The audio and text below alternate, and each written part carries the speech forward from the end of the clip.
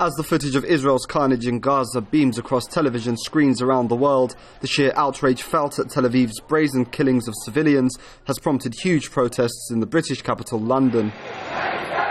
The protest was organised outside the Israeli embassy.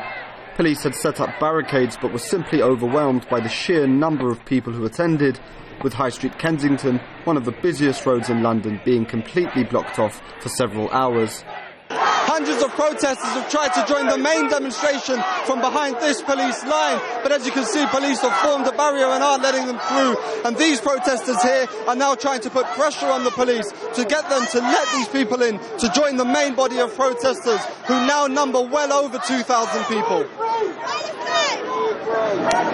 The huge number of people represents the fact that there's a huge portion of the British population that completely disagrees with what the Israeli government stand for, what the British government are doing. They're not doing anything, not taking any action. So it's paramount that obviously all the people have turned up today to show their voice and have showed. If you look at the crowd, it's a mix of Arab, Muslim, Christian, Jew. There's a mix of different people. So it shows that this is not just a situation that's confined to Muslims versus Jews. No, it's a situation that's beyond such barriers.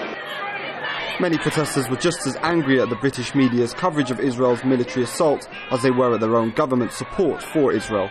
Every time Gaza gets bombed, our government always sticks up for Zionists. I think the whole media is controlled by Zionists, quite frankly. That's why it's inevitable. And even though they might show a few people being injured or whatever, they're not given a clear analysis of the historic and ongoing trauma, the ongoing occupation. So it's rubbish.